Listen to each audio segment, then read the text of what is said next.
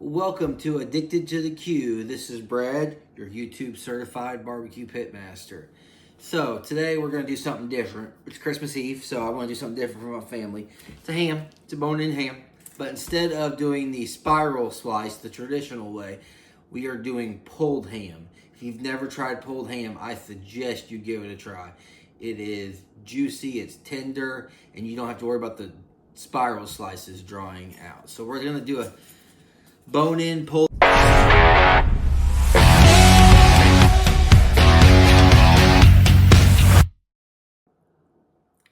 I'm going to show you the injection I'm going to do.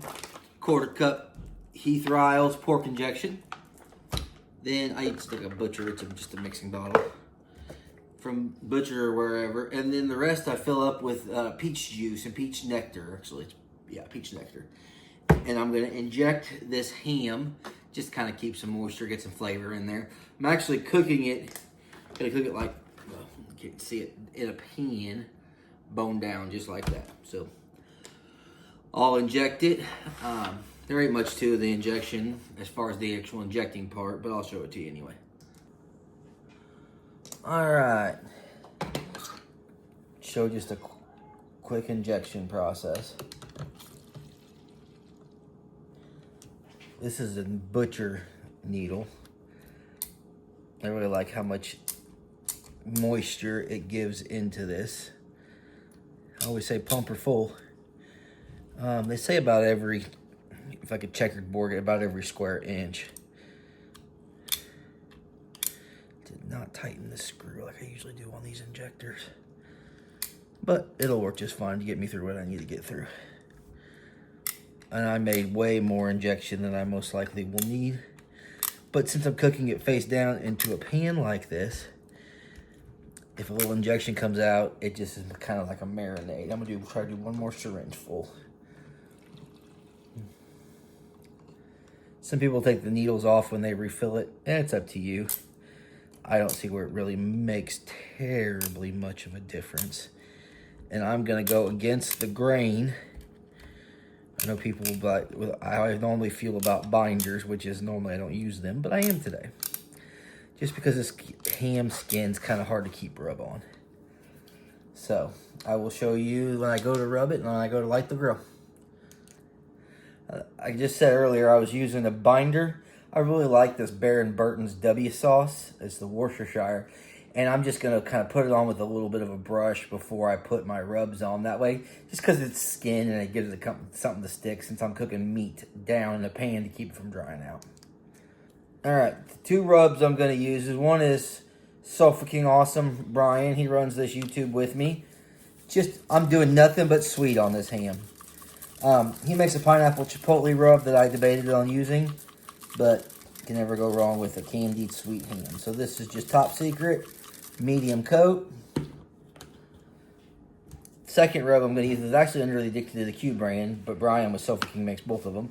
And this is Savory Pecan. If you have not tried this rub, you are missing out. Yeah, I have gotten multiple rib calls, multiple calls on pork, just about everything from this rub. So it needs to be in your arsenal. There's also a White Noise that's kind of a garlic forward SPG rub that's also really good by him. Alright, ham just went on. My Hunsaker smoker's at 300 degrees. I skipped the part about lighting it. There's videos elsewhere for lighting a Hunsaker, but if you want me to do one, just comment on I'll do one. So she just put her on at 300. We're probably going to wrap it. And by wrap it, I mean I'm just going to put full across it. When she reaches about 100, about 140, 150-ish, we'll wrap her. Alright, so we're sitting about 175. I'm going to use a couple sauces here. Literally, that's what I'm going to wrap them in. First one, Crooked Q Poppin' Peach. If you haven't tried that one, it's a great peach sauce. This one, Maple Me Crazy Barbecue Sauce. May have been in my 4th place beans at the American Royal World Series of Barbecue. Great sauce. We're going to try it on ham because, you know, who doesn't love maple and ham? So, I'm just going to do a quick lather of both of them.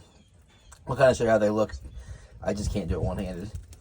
Alright, this is what it looks like when I put the sauce on. One is a little thinner because it was warm because I was cooking it with some pork butts today, so it's already been kind of out. But that's what it looks like. I'm just going to tint the top of it with foil, cook it to about 200 degrees, and we'll pull it and see how it looks.